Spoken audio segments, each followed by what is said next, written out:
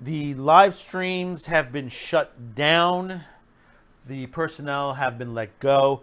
If you're not familiar, Adult Swim on their app and on YouTube does live feeds of certain programming they have. They've been doing this for quite some time now. Some of it is good, some of it is crazy, some of it tends to be a little woke. It varies depending on show to show. There are various shows that on here. We're talking stuff like Fish Center Live, Truth Point, The Dark Web Rising, Fan Fiction, Last Stream on the Left, and the Toonami Pre-Flight. Fortunately, everyone has been let go as far as these shows, as far as what we see. There's some questions I have as far as one particular show on there, and we're going to read this on here. While the live streams have been booming during the pandemic, AT&T layoffs will result in the end of their own live stream network. That's right. Live streams have been king right now. YouTube is doing very good as far as the streams. I mean, we're seeing thousands upon thousands of people watching shows. I mean, I've seen some popular stuff, whereas stuff has been going into the 50, 100,000 range as far as live stream viewers. I mean, you have stuff like Tim Pool, Nerdrotic, some of the independent news like Tim Pool, Timcast IRL. Those have been doing excellent as far as programming. And it's the same thing with the Adult Swim streamings. Those have been done very well too, because they're basically unusual. A lot of them are unusual programming, very well done, straightforward. Like I said, stuff like what you see on YouTube.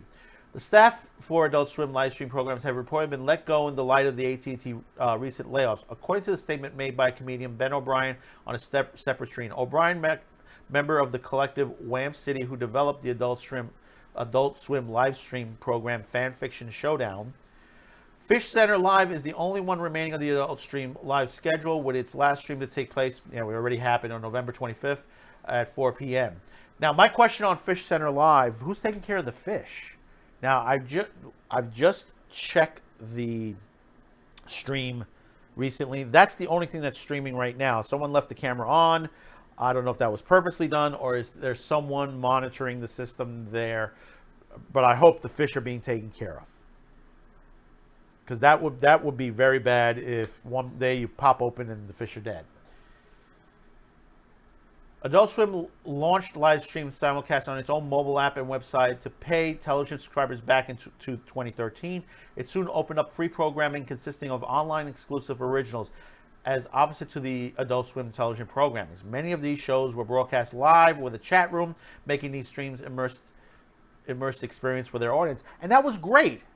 Some of these shows I didn't like. But some of them were good. I liked the Toonami Pre-Flight. Toonami Pre-Flight was very good on that show. I didn't watch it often, but they had a lot of great episodes.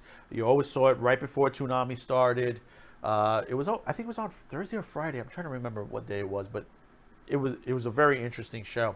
The programming was available on the service was truly Adult Swim in an ethos, from its InfoWars parody, Truth Point, Dark Web Rising, all the way to Toonami Pre-Flight, which explores Toonami in depth. Several of these shows were also notable due to their use of direct audience engagement programs, as Blood Feast had viewers solving the weekly, and that was the best one, the New York Times crossword puzzle with an online chat where development meeting let viewers pitch their own Adult Swim programs. See, this is what you need in the industry.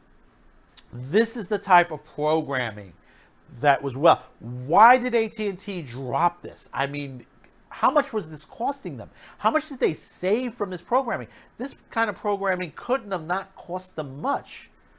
I mean, this was just live streaming. This, I know equipment, maintenance and stuff like that does cost money.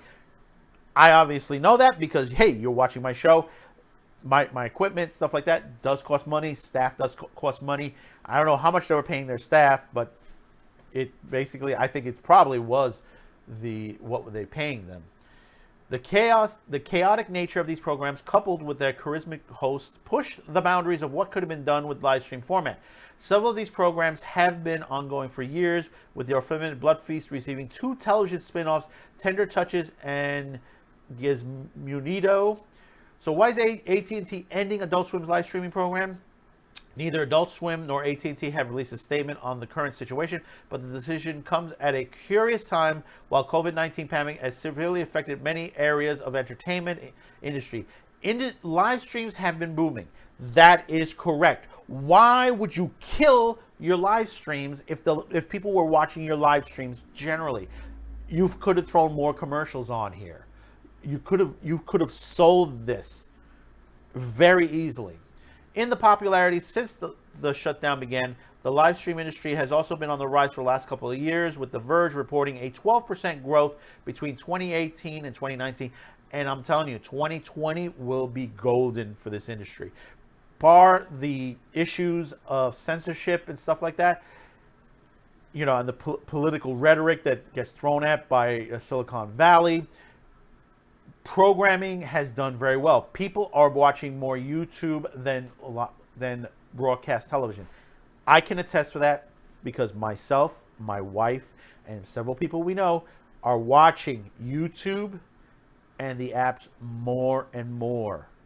It's gotten to the point where I may watch 2 channels maybe out of the couple of 100 channels that I have on my cable box.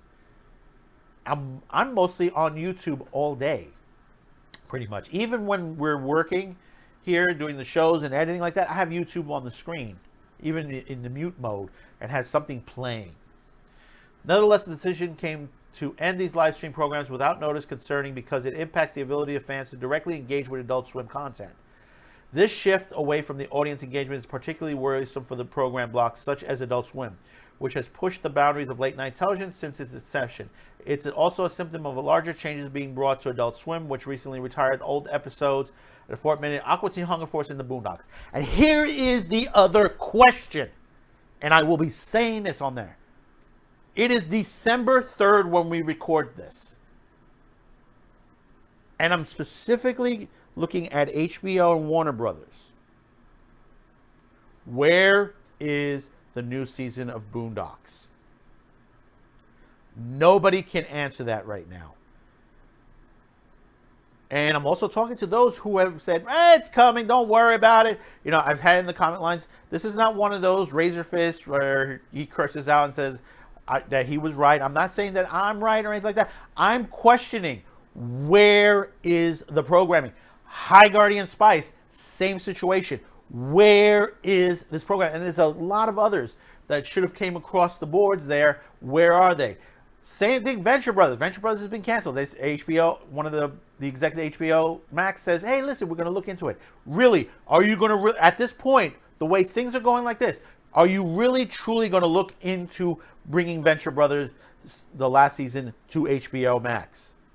Do you think that you're going to produce this? Is AT&T going to be okay for you to put money into this programming?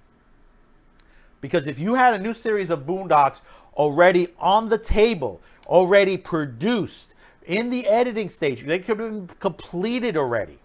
And people say, well, it's probably COVID-19. No, do not blame COVID-19 on an animated show, because animated shows can be done remotely. People who do voice acting don't even have to leave their home. Some of these voice actors have already set up studios in their home. People like Mark Hamill, Vic Mignogna, all these people have studio productions in their home. They need just a booth. Recorded, a computer, that's it. The way I'm doing this, I do this on a recorder, audio recorder. Audio recorder, plug into the computer, boom, I got my audio. Plain and simple, day in, day out. Very simple to do. Very simple to edit. Same thing with the animation. Animation goes overseas. They're still very busy because right now there's a ton of anime coming for 2021. A ton. And a ton that has been already put on the drawing boards that are going well into production immediately. We're seeing the good stuff getting canceled and cheapen stuff brought in. I understand $150 billion loss or 160, however, whatever it is, but you're taking away the programming that could assist you. Adult Swim streams could have helped you. Advertisement dollars, viewership. You've just lost most of your viewers. My scare thought right now, I'm very scared at this point. HBO Max has Adult Swim programming, Cartoon Network programming on there. So why keep the Adult Swim app and the Cartoon Network app? Why would they need those apps when they have the programming on there? Yes, it has the live streams on from East and West Coast for the overnight on Adult Swim. But why do you need it? That could be regenerated into HBO Max. So my thought is the Adult Swim app on its way out? There's a possibility. Could be soon, could be later. Depends on AT&T. Adult Swim's nighttime programming allowed for the breakthrough programming such as Space Ghost Coast to Coast, loved it, and Aqua Teen Hunger Force, which, oh man, they're just doing that one bad right now. I mean, what they're doing to Aqua Teen Hunger Force. To thrive during its formative years, the block was also responsible for broadening the popularity of anime in the United States, while frequent reruns of Futurama, Family Guy helped revive those programmings, which is true. And the thing about it is, Futurama is gone from Adult Swim. Family Guy is pretty much going to be gone from Adult Swim.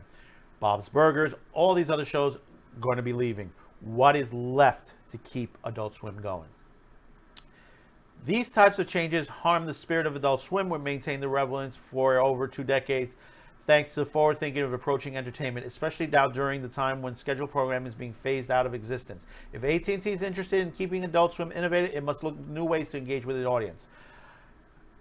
Okay, here's my takeaway on this. And I will say this once again, and I'm going to add something to it. Of the three, Cartoon Network, Adult Swim, and Toonami will be departing. Adult Swim will be next. Unless they can figure out how to keep engagement in, you're losing your viewers.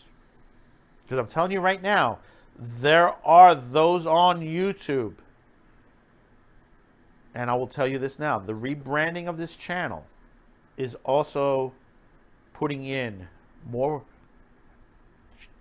episodes with anime, animation, science fiction, stuff which you would see on Adult Swim.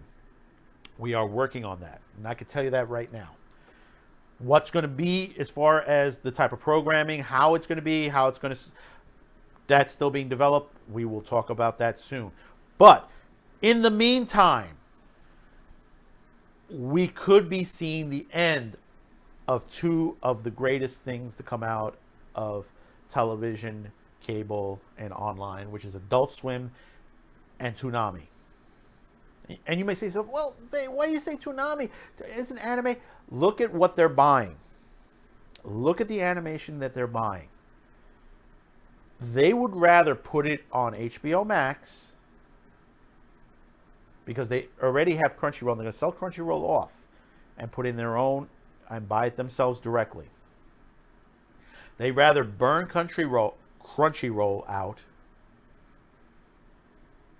bring in their own people in, bring in cheaper animation, bring their own version of anime, a Western anime in that would cost less for them, that won't be as popular as the stuff from Japan. And by the time they figure that out, it'll be too late. We've already saw the end of Toonami once before. It will happen again. Yes, hello there. My producer just came in, Mr. J. Good afternoon. It's going to happen again. Thank God for site Toonami Aftermath. There is a site out there that plays the old school stuff 24/7. They're very good. give them a little check out. They're online, ToonamiAftermath.com. I think it's .com. Well, type in Toonami Aftermath in the search bar. You'll find them. They got some great shows on there. They're the original great shows. But Adult Swim, you already see the changes happening. We will be discussing some of the stuff that's coming right now to Adult Swim and how cheap it is. No, and I'll say this again, no offense to Eric Andre. No offense to him. He's funny. I like him. His show is a bit crazy, a little over the top. But then again, myself and others were producing shows like that in the 1980s and into the 1990s, long before Adult Swim was in existence. And shows like that are very cheap. They're very inexpensive to make. He takes camera on the street. He does in-studio stuff. All that stuff is cheap. I don't know what they pay Eric. He must be satisfied with his payroll, but, it's not like to the payroll of a Rick and Morty or a payroll of the Venture Brothers. How long before they cancel Rick and Morty? And you say, well, didn't they just order a slew of them? Yeah, sure, they ordered a slew of them. Tosh.0 had about at least 3 more seasons out of him, and they still shit canned him. And the same thing with Drunk History. They got shit canned for the same reason. And what did they replace those two? With cheaper reboots of animations of Beavis and Butthead, the Daria spinoff, Clone High. And it would have been Ren and Stimpy if it wasn't for the people catching on to that for what John Kay, even though John Kay was not involved in it, they just did not like that they were bringing back this series done by a guy who was a P to the E to the D to the O. So what we're going to have to say is we'll see what happens.